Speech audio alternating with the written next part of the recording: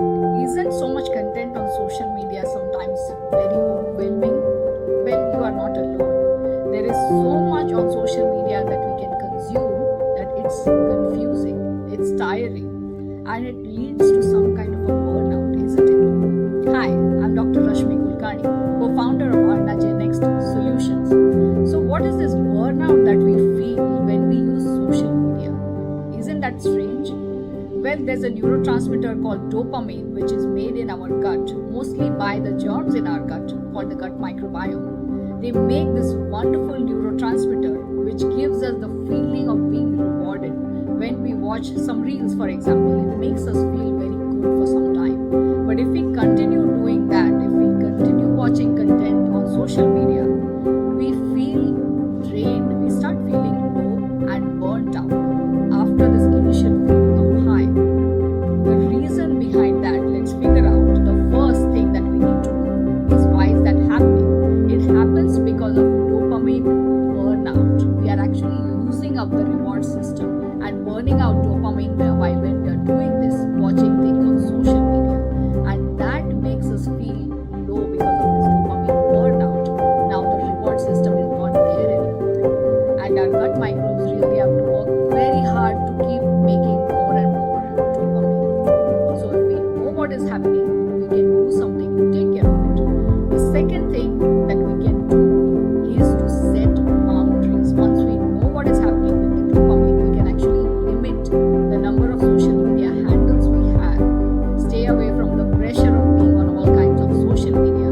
Only stay on the ones that we really have to be on. And then this will help us reduce the dopamine burnout that we might have.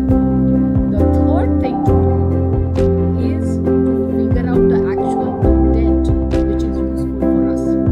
What are the things that are informational? What are the things that are engaging? What are the things that we are going to use in our lives? We keep seeing things on our feeds that are not even required, we are not interested in. Just because they are there and we are watching them, we keep seeing similar kinds of things on our feeds. But if we are mindful of the things that we want to watch, it can really limit the time we are spending on social media. The fourth important thing that we can do is a digital detox. If we set a time for social media, if we use social media only during those hours instead of being on it the whole day, it really avoids that dopamine burnout, especially before going to sleep. If we stay away from social media an hour before going to sleep, it really helps prevent that kind of dopamine burnout, especially before going to sleep. It gives us much better quality sleep if we are able to do that.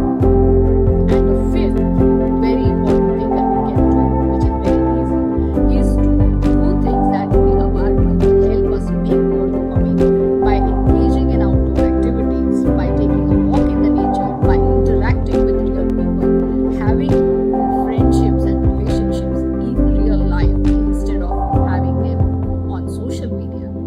That is really going to help us make more dopamine instead of burning it out. So using these 5 simple tips, we can avoid a dopamine burnout and even make more dopamine and feel rewarded.